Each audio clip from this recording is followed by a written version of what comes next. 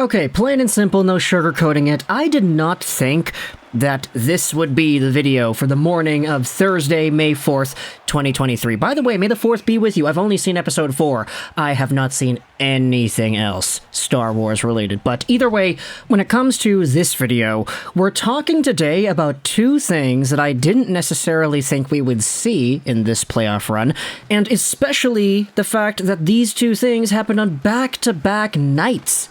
The 4-goal game, ladies and gentlemen. We saw ourselves 2 4-goal games amongst teams in the Western Conference that lost out in their game ones.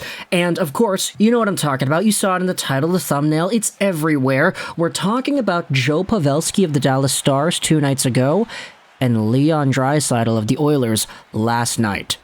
Now, Pavelski kind of made headlines in the Game 1 against the Seattle Kraken by scoring 4 of the 4 Stars' goals. Joe Pavelski returning to the lineup in Game 1 just as Cale Makar returned to the lineup for Colorado in Game 1 against the Kraken. It's kind of funny how the Kraken are getting 2 back-to-back superstars returning to their teams in each of the Game 1s they have played throughout the playoffs so far. But where Cale Makar and the Avalanche were not able to triumph against the Seattle Kraken team that ultimately won in Game 7, you had yourselves this game-breaking, earth-shattering performance out of Pavelski. He's 37 years old, but he willed and clawed his way towards the top of the hockey mountain by scoring all 4 goals and tying things up for Dallas. Now, the Kraken had a 4-2 lead at the end of the first period, and it was kind of nuts because 3 of their goals came in the span of 2 minutes or 3 minutes, something like that. It was just really quick succession that you saw Pavelski score and then the Kraken score a bunch of goals, and I actually did not watch the remainder of the game because I had my own hockey to go to, so I was just kind of watching on the phone. Somebody had it on in the stands over there, but either way, when my hockey game wrapped up and I checked my phone and I said, hey, wait a minute, it was 4-2 Seattle with all those goals in that quick span last time I checked. What the hell happened now? It's 4-4 and it's going to overtime? Then I checked the actual goal feed and I say, wait a minute, Joe Pavelski scored all of the goals. And these were classic Joe Pavelski goals, man. This guy is probably one of the best tippers we have seen.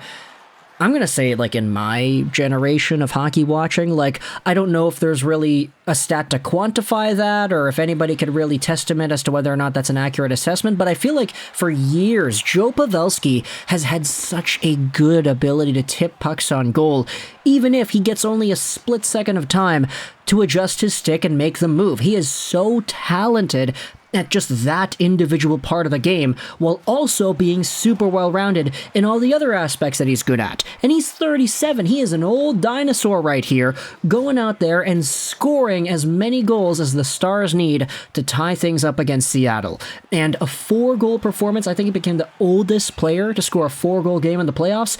Either that or the oldest player, period, to score a 4-goal game. Not really too sure what the stat is there, but Pavelski and his 4 goals sent the game to overtime. It's just unfortunate because Seattle ended up coming back and, they won. Game 1 went over to the new team in the NHL, the Kraken. Dallas is down 1-0. Joe Pavelski's heroic performance cannot take over. But unfortunately, we had ourselves the very same thing happen the next night. We saw this yesterday, Edmonton versus Vegas, Connor McDavid versus Jack Eichel, 2015 first 2 picks going up against each other head-to-head in a best-of-7 series, and Leon Draisaitl goes out there and does the same thing. He has just an incredible goal-scoring ability, and we saw that on display yesterday. Sure, where Joe Pavelski and his 4 goals were able to send the Stars to overtime, this, unfortunately, was not the same response out of the Vegas game, because even though Draisaitl scored 4 of the 4 Edmonton goals, you had yourselves a Jack Eichel empty netter to seal things up and make it 6-4 in regulation. Unfortunately, the Oilers just could not bounce back. Now, for Leon Draisaitl, he had a multitude of goals in several different ways too. He had a really nice one on the side of the goal where he banked it in off a Laurent Bourgeois pretty much. There was another goal where he was the guy in front, Hyman with a beautiful pass, and then you had the one-timers too. Oh boy, magnifique. Those Leon Draisaitl one-timers on the rush.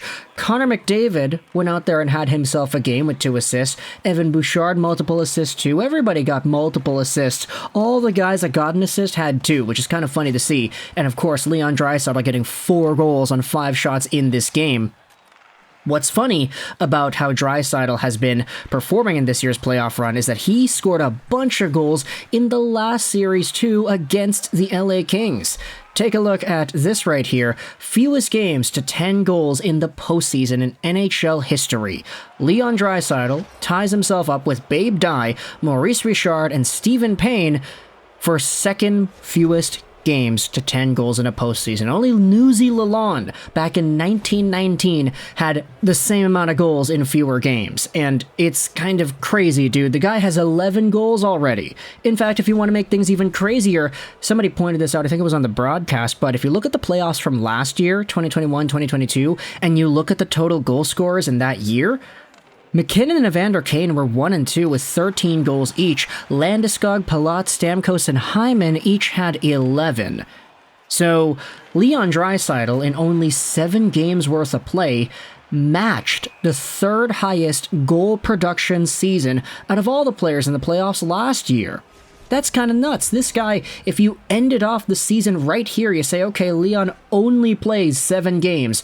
His point per game number, it's over 2. Like, he's got 15 points this season in the 7-game playoff sample. He leads the entire postseason in points. He's one of only 3 players to have over 2 points a game, or I guess at least 2 points a game, in this year's playoff run. The other 2 are Joe Pavelski, who, I mean, yeah, he had the really good game, so we just talked about that, and Kevin Fiala, who had 6 points in 3 games played with the Kings. So, it's really unfortunate to see this go down, where both of these guys get 4-goal performances and they end up coming short, but historically speaking, this is really, really neat. Take a look at this stat over here that was posted by Sportsnet Stats. Joe Pavelski and Leon Draisaitl are the first pair to score 4 goals on back-to-back nights in the postseason since John Tucker and Tony Herkak in April of 1988. It's been, what's the math on that, 12 plus 23, it's been 35 years since the NHL has seen 2 guys get 4-goal nights on back-to-back nights. Now, that is such a particular and strange sort of stat to look at, but just the peculiarity of a 4-goal game in and of itself is noteworthy enough to talk about, let alone having 2 straight up and having both of the teams with the players on them scoring that 4-point performance lose their games. So for Dallas, Edmonton, y'all's got to get your defense fixed up. Holy crap. Yesterday for the Golden Knights, they just kept on scoring. They just had opportunities after opportunities, cross creases, long shots, whatever. Gotta box out your guys, man. Come on. Evan Bouchard, you're producing points, but boy, oh boy, that defense, man, they gotta get it together. They can outscore their problems all they want. It's just when you're letting in 5 and then the empty net afterwards, it's not the best look.